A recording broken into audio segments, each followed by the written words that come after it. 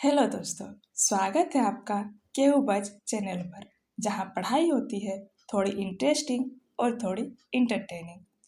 आज हम शुरू करने जा रहे हैं एक बहुत ही इम्पोर्टेंट टॉपिक, सेमेस्टर 2 के SEC paper communication skill and personality development. आज इसका एपिसोड 1 है और इसमें हम लोग देखेंगे पर्सनैलिटी डेवलपमेंट के बारे। अब आप सोच रहे होंगे पर्सनैलिटी डेवलपमेंट क्यों ज़रूरी है और इसे हमारे सिलेबस में क्यों ऐड किया गया है। सिंपल आंसर है, आपके मार्क्स और डिग्री आपकी एकेडमिक सक्सेस बताते हैं, लेकिन आपकी पर्सनैलिटी आपकी लाइफ सक्सेस को डिफाइन करती है। क्योंकि आज के कॉम्पिटिटिव वर्ल्ड में नॉलेज के साथ साथ कॉन्फिडेंस और पर्सनैलिटी ही आपको दूसरों से अलग करती है। तो चलिए शुरू करते हैं स्टेप बाय स्टेप। पर्सनैलिटी क्या होती है, टाइप्स क्या है, किन फैक्टर्स से बनती है और इसे कैसे इम्प्रूव किया जा सकता है। सबसे पहले बेसिक क्वेश्चन, पर्सनैलिटी एक्चुअली है क्या। पर्सनैलिटी आपके थॉट्स यानी विचार, इमोशंस भावनाएं, बिहेवियर यानी व्यवहार और सोशल इंटरेक्शन यानी दूसरों से मिलने का तरीका का ही है। यानी आप क्या सोचते हैं, कैसा महसूस करते हैं, कैसे बिहेव करते हैं और लोगों से कैसे इंटरेक्ट करते हैं, यही आपकी पर्सनैलिटी है। अब आप सोच रहे होंगे, क्या पर्सनैलिटी जन्म से फिक्स होती है। साइकोलॉजी कहती है नहीं, पर्सनालिटी सिर्फ इनबॉर्न ट्रेट से नहीं बनती, ये आपके एनवायरनमेंट, अपब्रिंगिंग, एक्सपीरियंस और सोच से कंटिन्यूअसली शेप होते रहती है। मान लीजिए दो बच्चे ट्विन हैं, एक बच्चा बचपन से बुक्स पढ़ना पसंद करता है, दूसरा हमेशा प्लेग्राउंड में रहता है। सेम फैमिली है, सेम पेरेंट्स है, लेकिन दोनों की पर्सनालिटी अलग अलग डेवलप होगी।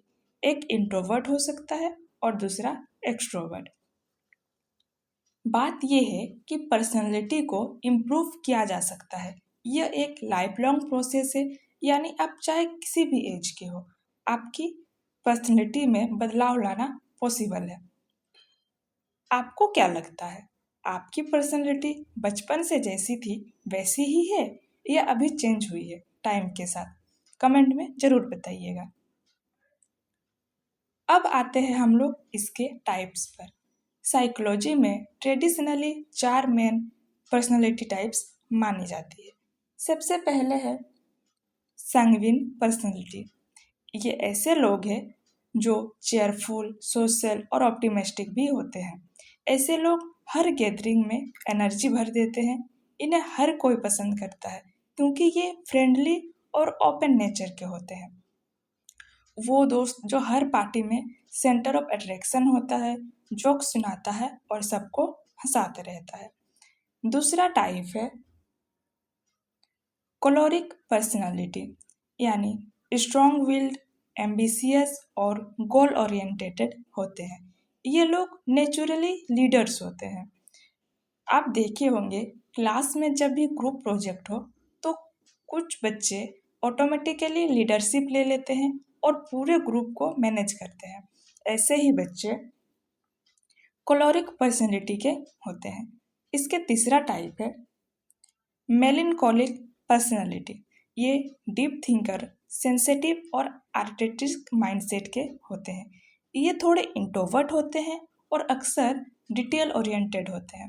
वो दोस्त आप मान सकते हैं जो अकेले बैठ के या तो पोइट्री लिखता है या फिर पेंटिंग बनाते रहते हैं। ऐसे लोग मेलनकोलिक पर्सनैलिटी के अंडर आते हैं। और इसका चौथा टाइप है फ्लेगमेटिक पर्सनालिटी। ये काम, पेशेंस और पीसफुल रहते हैं। ये लोग कभी जल्दी रिएक्ट नहीं करते हैं।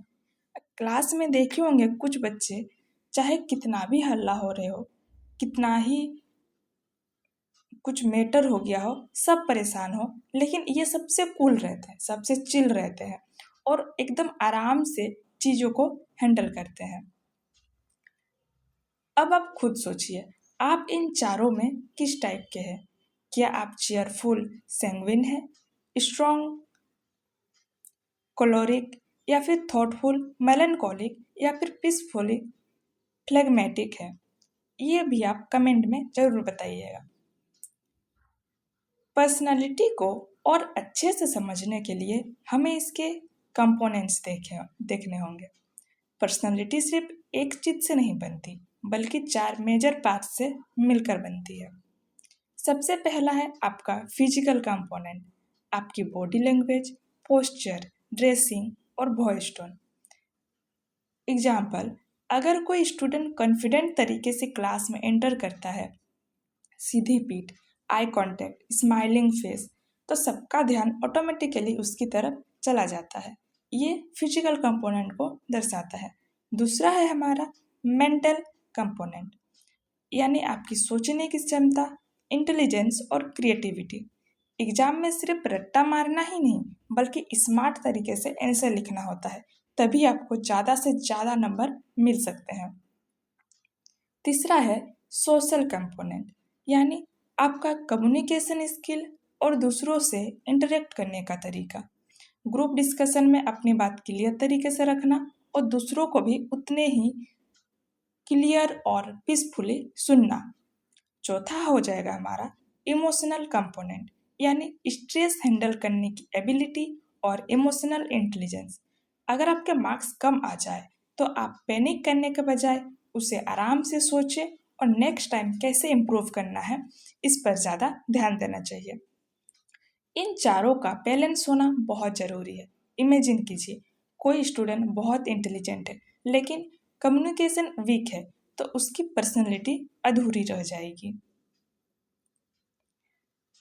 अब बात करते हैं पर्सनैलिटी बनने के पीछे के फैक्टर्स की।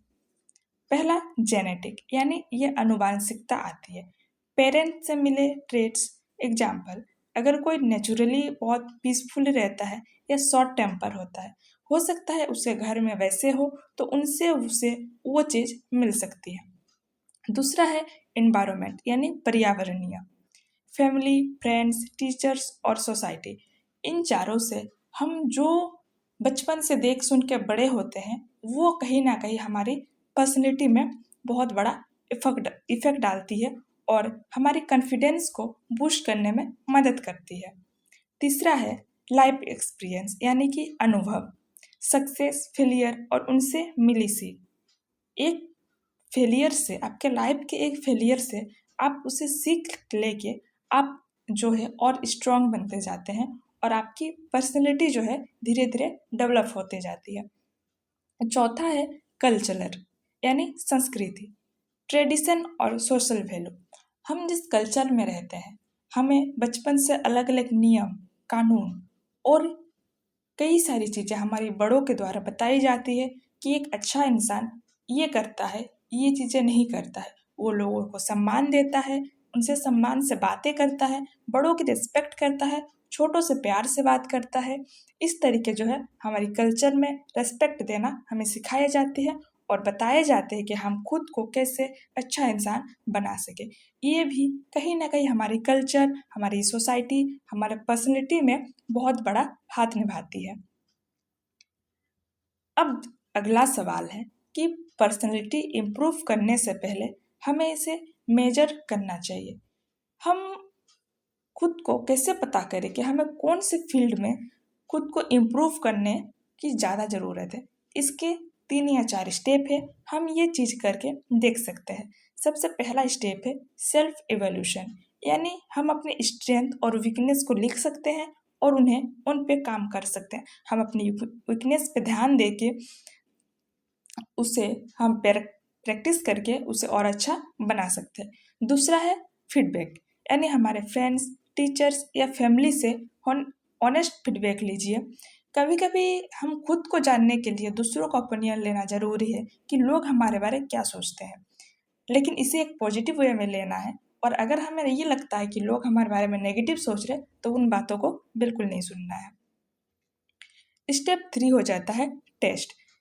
कई सारे वेबसाइट होते हैं जैसे MBTI, बिग 5 पर्सनैलिटी टेस्ट। ये आपको बताते हैं, इसमें आपको कुछ 10-15 क्वेश्चन पूछे जाएंगे ऑप्शनल, और आपको उसमें आंसर करना है और आपके दिए गए आंसर के अनुसार वो आपको बताते हैं कि आपका पर्सनैलिटी टाइप क्या है। चौथा है ऑब्जर्वेशन।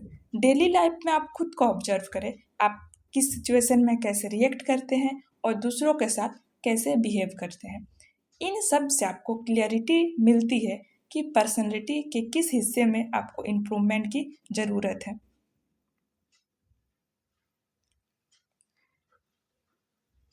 तो दोस्तों, आज हमने पर्सनैलिटी के बारे में डिटेल में सीखा कि पर्सनैलिटी क्या है, उसके टाइप्स क्या है, उसके कंपोनेंट्स और उसके डिटर्मिनेंट्स यानी उसके निर्धारक और इवोल्यूशन के मेथड। याद रखिए, पर्सनैलिटी कोई स्टैटिक चीज़ नहीं है, ये लाइफ लॉन्ग डेवलप होती रहती है और अगर आप इसे कंटिन्यूअसली इम्प्रूव करें तो आपकी एकेडमिक लाइफ, पर्सनल लाइफ और प्रोफेशनल लाइफ तीनों ही बेहतर हो जाएंगे। नेक्स्ट वीडियो जो है एपिसोड 2 में हम सीखेंगे पर्सनल ग्रूमिंग यानी पर्सनैलिटी को पॉलिश करने के लिए डेली लाइफ में क्या क्या करना चाहिए। वो वीडियो आपके लिए और भी इंटरेस्टिंग हो सकती है, तो चैनल को सब्सक्राइब जरूर करें, बेल आइकन दबाएं और इस वीडियो को लाइक करना मत भूलिएगा। Till then, be yourself, improve yourself and shine with your personality. Thank you for watching cubes.